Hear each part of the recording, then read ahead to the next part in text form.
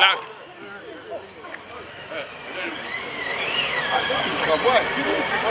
It's not stand like that. It's going like this. So please.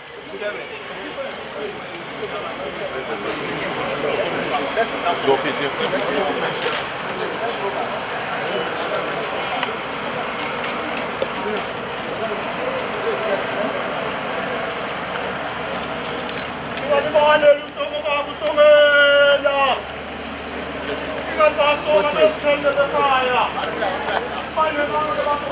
That's what they.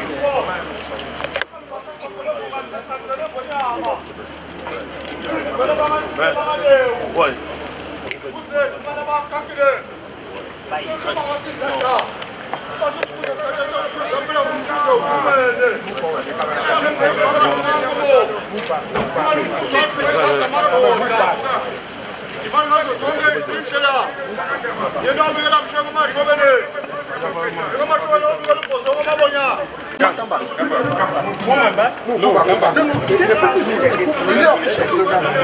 Let's go.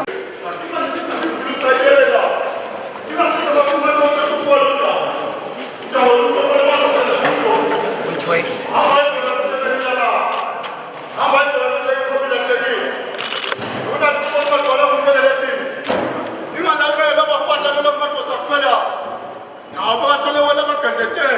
The highest honor and respect. He is the head and membership within the lineage.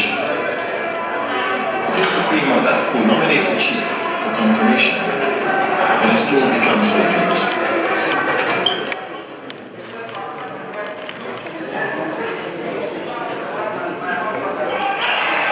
After swearing the oath of allegiance with Mswati, goes on to swear to protect the golden stream. When somebody is chosen as the chief of his town, he first swears the oath of allegiance to his people, before he swears the oath of allegiance to his superior chief. The Odiko swears the oath of allegiance to the Otumfuo or Manhyia.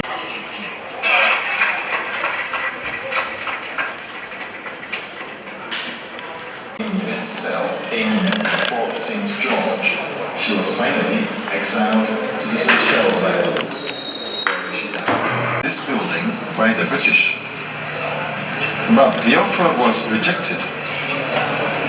Remember the first moved into Your Majesty, once again, you are welcome to the Kingdom of Asanti. Before we start, I want to begin with a quote by Professor John Mbiti that says that Africans are notoriously and incurably religious. What it means is that everything about Asante is religious. So these two drums that I'm about to talk about, they are called Etumpan. Etumpan is our local language, meaning talking drums. These drums, before they are made, the king commissions a group. It gives them the right materials to produce these drums. So anytime they are beating, they convey messages of the king to the people. It's always male, female that convey the messages to the people. Etumpan, talking drums. Apart from this, we also have the palanquin, apakan, means of transport. Several years ago, there were no transport, no vehicles, no airplane. The king had to travel. So, because there were no major roads, they devised these as means of transport. In the same way, we have special people who are commissioned, go to the forest, cut down the right tree before they invoke so many things in it, before these are made. And when this one is made, before we carry the king in the palanquin, we have special cloth used to decorate them. The king sits in, the legs stretched, and 4 strong men will carry the king on their shoulders. When I say the 4 strong men, I mean those who are spiritually prepared, spiritually empowered to carry the king on their shoulders. We have 2 long poles, like you see here, connected through the loops here, and they will carry the king on their shoulders. To cushion them, we have these dry plantain leaves placed here to convey the king to his destination. Now that was then, but today is a blend between tradition and modernity. So we still carry the king in the palanquin. Tomorrow, for instance, the king will be carried in the same palanquin we see here at the Deva Count. And when the king is riding in the palanquin, under normal circumstances, we don't speak to him verbally. We have drums that used to convey messages to him. They have been trained. He has been trained, so he understands whenever these drums are played. We have this type of drums that are also used whilst dancing in the palanquin, riding the palanquin. These are a set of drums used to convey messages to him. Your Majesty, apart from this one for the king, we also have this one for the message is always the same. The same, yes. The message is the same always. Yes, always. The message since time immemorial, the same message. Okay. So the new kings are taught. So that is why in our tradition, when the new king is installed, he is housed, secluded from the public for about 40 days. So this period he is taught all these things, how to put on cloth, how to dance to the tune of the drums and everything. So that is how it has been since time immemorial. Your Majesty, apart from this one, we also have this one for the Queen Mother, or Asantewaa. Asantewaa, that is palanquin, apakan, seku. The Asantewaa sits on the chair, and she is also carried by 4 strong men, 2 in front, 2 at back. This time, our Queen Mother is carried on the head. Is carried on the head, is placed here, and she is carried on the head, telling you so many things. The woman owns the family. It is the woman that controls everything. It is only the woman who can rebuke the king in public when the king does something wrong. And the king seeks advice on the matter of governance. So our Queen Mother, or our Asantewaa, is very powerful when it comes to the kingdom of Asante. So that is the palanquin for her. In the same way today, whenever there's a big function like tomorrow, this will be used to carry the Queen Mother, as I've already explained. So it's a blend between tradition and modernity. Your Majesty, this house was put up by the British colonial government in the year 1925 for Nana Prempeh I. Nana Prempeh I was the 13th king of Asante. He was arrested by the British to Seychelles through Sierra Leone to Seychelles for 28 years. When he returned in the year 1924, this house was given him as a compensation, but Asante refused it, paid the full cost of the house before the king moved in. The fear was that the British could come back one day to claim ownership. So Asante paid the full cost before the king moved in. 3 Asante kings lived in this house up to 1974. Nana Prempeh I, the second, and the late king. So this house is the story. The downstairs is administration, the upstairs for their residence. So the first room we are about to enter was used by the late kings as their administrative office. Your Majesty, before we enter, this is the first colored painting to Asante nation. This is the 14th king of Asante. It was painted by a white Hungarian woman. This woman, the husband was in Kumasi, was working in Kumasi. So this woman was an artist who had paid a visit to the husband in Kumasi. So together with the husband, they were special guests to the king. So seeing how beautiful the king was dressed, and because there was no color printing, she took a picture of the king, sent it to Hungary, painted him, and brought it back to him as a gift. So this painting has been here since 1950. Your Majesty, let's enter the office of the late kings.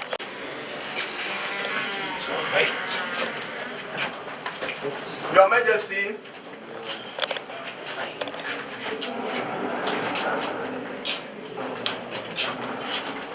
Your Majesty, that is the office of the late kings. That is the decks, the throne, the old telephones used by them. Of course, we have the flag of Ghana. Oh, wait. Come this side. No, take it. No, that is the old telephones used by them. Yes, and we have the decks. Your Majesty, we have the flag of Asante.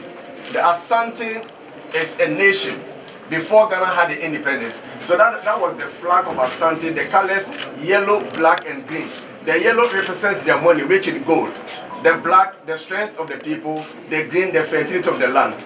So together we say the rich black man in the forest. So that is the meaning of our flag. Your Majesty, on the wall we see the map of Asante. That was the ancient map of Asante before Ghana was born. Ghana is only 68 years. Asante is almost 400 years. So that was the extent of Asante Empire before Ghana was born. It extended to part of Cote d'Ivoire and even Togo and Benin. We see some remnant of Asante still there. But today we talk of Asante Kingdom only in Ghana, but not only in Ashanti. Ghana so far has 16 administrative regions. Ashanti is one of them. But the kingdom of Asante travels beyond Ashanti region. So we have so many people, so many states coming together to form Asante nation. So we address our king Asante instead of Ashanti. So when you say Ashanti, you limit the kingdom only to Ashanti. But the kingdom of Asante is more than 1/3 of the total population of Ghana. So that's when our king, so he's the king of kings. Yes, so yes, we have so many states coming together to form Asante nation. So you are welcome to Asante nation. Your Majesty, let's.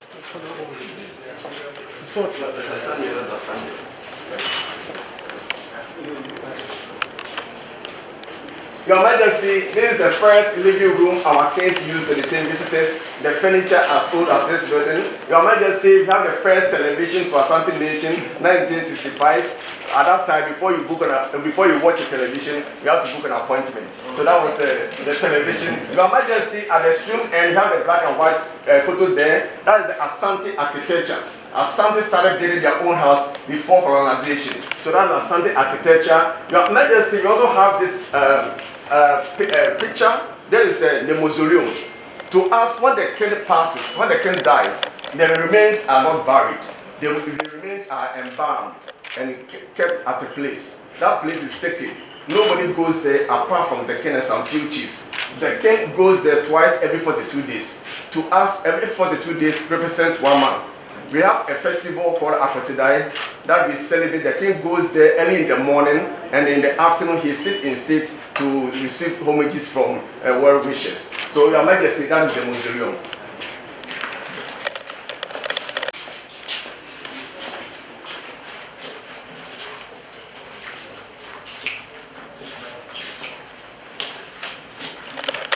Your Majesty, so far we have 16 Asante kings. Since the formation of Asante Kingdom, the current king is the 16th king. The one before us was the 14th king. Otumfuo Osei the second. He was king from 1931 to 1970. He was 39 years when he was installed and ruled for another 39 years. So he passed on at age 78 in the year 1970. Your Majesty, that is the sister, Nana Amasewenya, the 12th queen mother of Asante, from 1945 to 1977. Your Majesty, in Asante tradition, anytime we see the Asante Hima or the woman, the queen mother, and the king, they are not husband and wife. They can't marry. They are from the same royal family, blood related. So either mother and son, or a brother and sister. And Asante, when the king passes, because we practice matrilineal system of inheritance, when the king passes, none of the children of the king qualifies as a king or queen mother. It is either the brother of the late king or the nephew of the late king that qualifies as a king, but not the children of the king. Not the children, Your Majesty. But when it comes to the queen mother, any of the daughters qualifies as a queen mother, any of the sons qualifies as a king because of the matrilineal system of inheritance. Yes. Doesn't that cause a little bit of tension in the family? You're right. Yeah. It does sometimes. Yeah, sometimes. And Your Majesty, in our tradition, the king takes care of the wives of the late king. So, indirectly or directly, the king marries the wives of the late kings. He provides for them, he caters for them till they pass. And the king marries the family, not the individual. So when the wife even passes, there's a replacement. So currently our king has only one wife. but he has several stool wives. He takes care of the wives of the late kings. That is our tradition. Yeah, because the argument is that who else qualifies to marry the king's wife apart from the king? So he is the one who takes care of them when he's not there. The new one takes care of the wives of the late kings, Your Majesty. Like yourself, you'll be hosted by the king. You'll be served with wine, champagne, whiskey. And Your Majesty, we have some crystals and glasses here that were used to serve them. Your Majesty, you'll be asked to pick your own glass, but the glass you picked determines the drink the king offered. Your Majesty, you will not be told. As soon as you pick the big one, you'll be given water. But the small ones will enjoy your champagne, your whiskey, telling you don't be greedy. Your Majesty. This part of the house was used as a dining room. The king dines alone. In those times, he dines alone. And we have this table and chairs, and we also have this object on the table, a family bowl. The Asante, I showed you Asante architecture. The Asante built the house, the compound house, in such a way that each house could accommodate between 2, 3, 4 families. So that during the evening's food, all the men in the same house will enjoy the meal together. Like 4 men in the house, my wife is done, the rest will join me, they will eat. Then all our wives will eat together, then our children will eat together. It was very difficult to poison somebody through food, but we were all eating together. And the concept was, I am because we are. And since we are, therefore I am. So that was how they lived their life. And Your Majesty, one interesting thing was that, even at that time, it doesn't matter your age. If you are 30 years, 40 years, 50 years and unmarried, you are still seen as a child. So while the children were eating, you'll be eating with them, telling you that you are of age, get married. So that is how, Your Majesty, we have the fridge still working after 75 years. We've never changed the motto, we've never fought the gas, it still works, Your Majesty. Yes. No, Uncle 10. It was a gift to the last member, the second by a very friend. Israel, yeah. The one I'm wearing was a community in our kingdom that produces kente. And in those times, kente were specifically made for the royals. It's the royalty. And nobody was allowed to put on kente. But now today, kente is now used worldwide, everywhere. So it's from Asante. Yes, even though no formal education, but they knew how to make kente. That has been accepted internationally. The kente, it depends. It's like every child learns from the father. So sometimes it takes some, it depends on your seriousness. And so about a year you'll be able to know, because it goes with calculations, mathematics, before you can put on, put the full kente like what I'm wearing. Yes. It's all from cotton. Cotton. And I also have the rayon. Yeah, combined. We have the 15th king of Asante, Otumfuo the second, 1970 to 1999.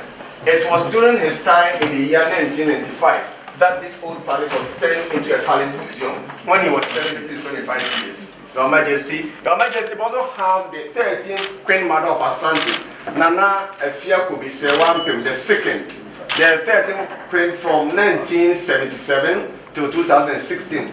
39 years on the throne, she passed on at age 111.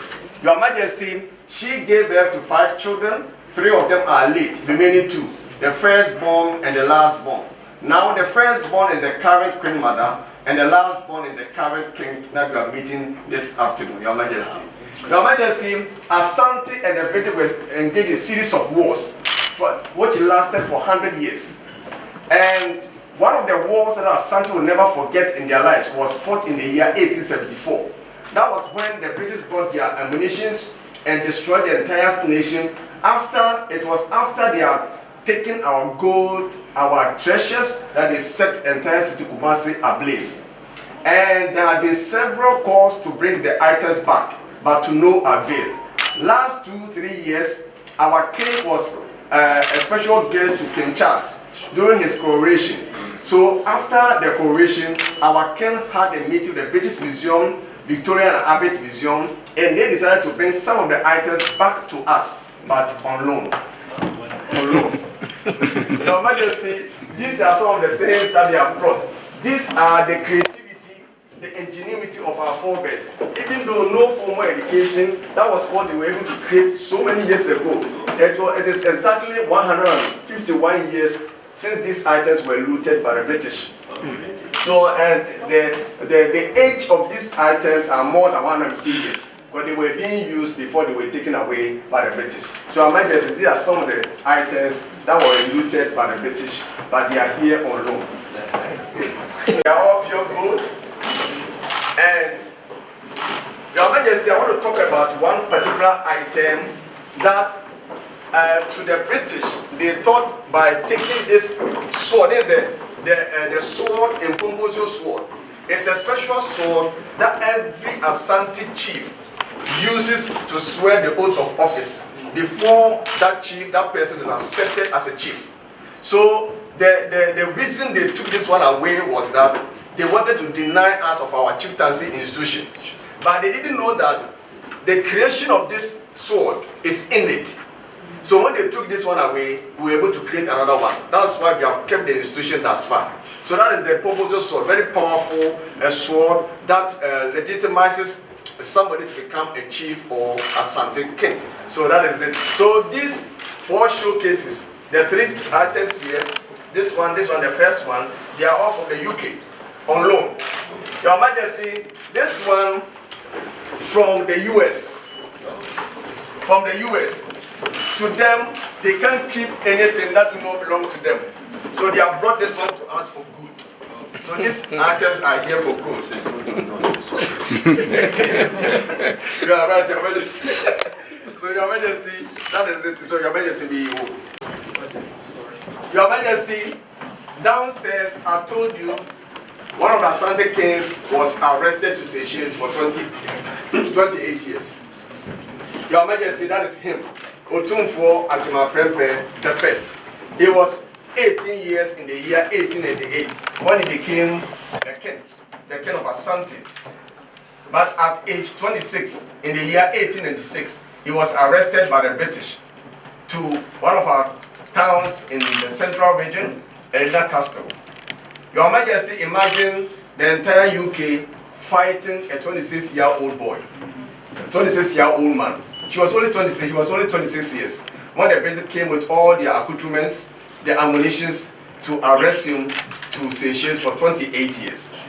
And Your Majesty, the reason up to now we are still waiting for the reason they took our king away, because per the records, Africa had been petitioned by the Westerners, and this place was supposed to be taken over, but the British and Asante fought about 7 wars, which lasted for 100 years. And Asante, one of the wars in 1824, they killed their leader, Sir Charles McCarthy. So it tells you Asante was very strong to face the might of the British. But the king said, no way.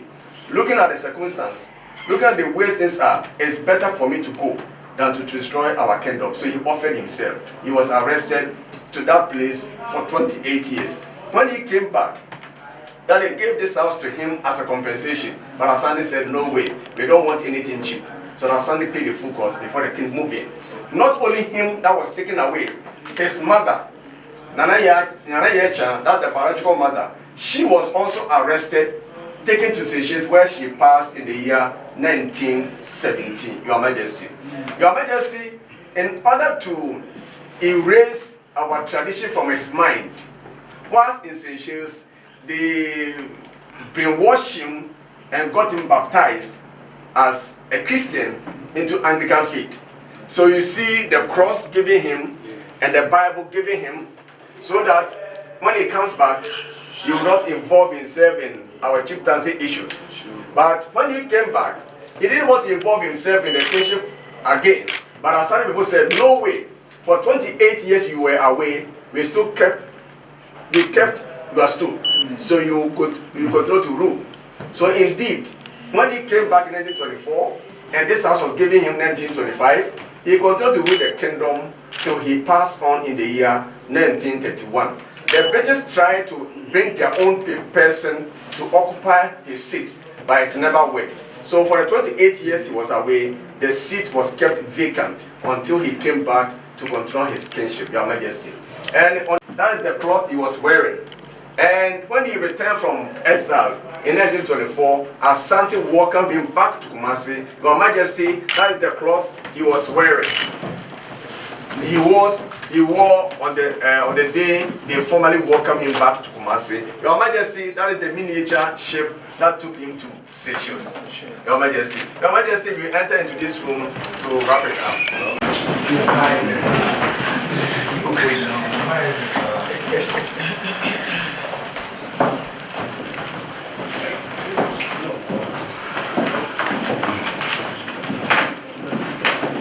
Your Majesty, the history of Asante is incomplete without talking about this powerful lady. The lady that we are so proud of. She was the one who led the Asante to fight the last war against the British. When the king and the queen mother and the rest of the chiefs, the warriors, were taken to Seychelles, the British thought that that was the end of Asanti Kingdom. So they came back demanding for the gold stool of Asante. Your Majesty, Asante has a symbol that identifies who we are. It is the blood, the soul, the spirit of Asante. Whoever touches the stool has touched the heart of Asante. So that was what the British were determined to take away. But all the men, Your Majesty, were afraid to stand the might of the British. It took the bravery of this woman, Yaa Asantewaa, who was 65 years in 1900, who said, no way. You've taken our king, we never fought. You've taken our warriors, we never fought. Now you have come back to take away our pride. No way. So he stood up and looked at the face of the governor and said, look at the people around. How can brave and a proud Asante people sit back, look on whilst the white man took away our king, our chiefs, and our warriors, and they never fought? Now they've come here to take away our blood, and you are sitting down aloof. Tell the governor, I, Yaa Asantewaa, will not give her a penny. I'm ready to lay down my life for Asante nation. She took the gun and said, men of Asante. You know, in Asante, there is always a song in Asante. Whenever a song sang, the spirit of Asante is revived. Asante Kotoko, Ukuma Pemwa, Apemeba, we are porcupine fighters. You kill 1,000 and 1,000 more will surface to face you. So Yaa Asantewaa sang the song and the spirit of Asante was revived. Everybody took the gun and they fought the British for almost 9 months. But because the British were using sophisticated weapons, Asante were heavily defeated. But they could not take away our pride, our blood, our soul. Rather, she was arrested, taken to Seychelles, where she passed in the year 1921 at age 89. So that's the woman we are so proud of. She has left a legacy for us. The legacy is her name. Now the name is a household name in Asante. That at least every house that one enters, there's somebody named after this woman.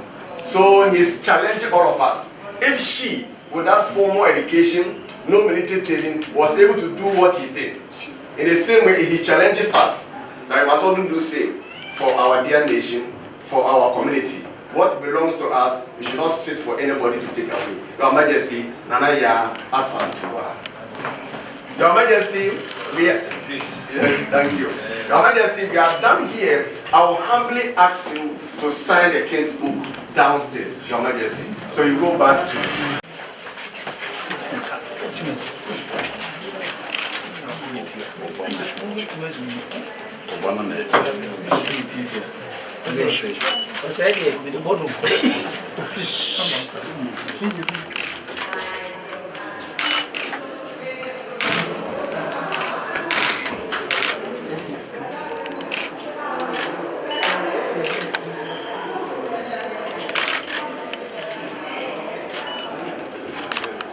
Manhyia Palace Museum.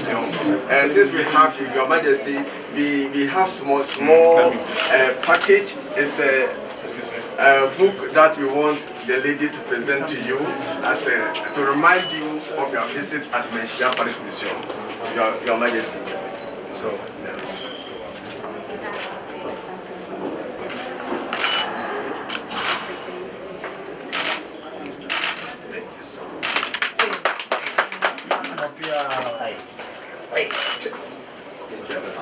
Your Majesty, you will go and look at the king, Otumfuo Osei the second.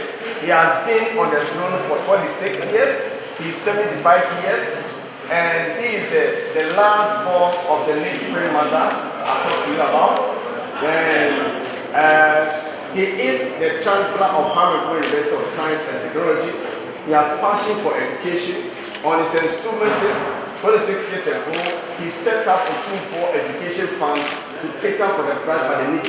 About 300,000 students in Ghana have been catered for, and he's still doing it. Now he goes to schools, he gives them facilities, and he also awards teachers who are teaching at the rural areas every 2 years to motivate them to do more. Your Majesty, Otumfuo Osei the second, the pillar of Asante and the spiritual backbone of Ghana. So that is our king. Your Majesty, you also have our mother.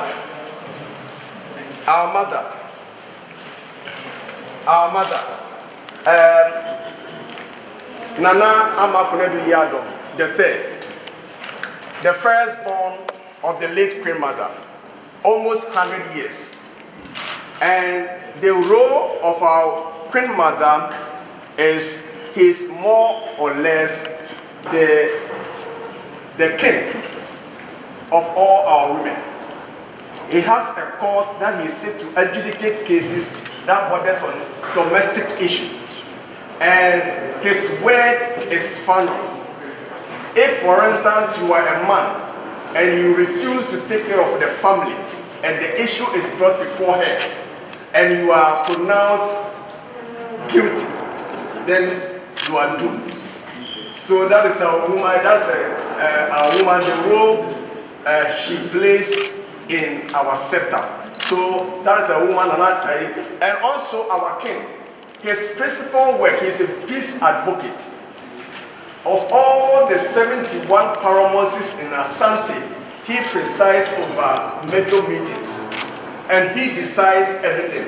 And whatever he decides is final.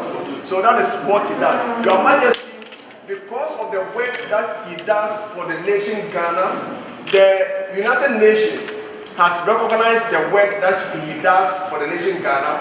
There was a chieftaincy issue, Your Majesty, at the northern part of Ghana for 17 years. It took the ingenuity, the wisdom of a king to settle out. Your Majesty, because of all the peace work that he's doing, the United Nations has installed here a peace bed, telling everybody that let's give peace the chance. So, Your Majesty, that is what our king and our Queen Mother is doing for our dear nation, Ghana. Once again, you are welcome to Manhyia Palace Museum, and we are so proud of you, having you at Manhyia. Thank you very much for your visit.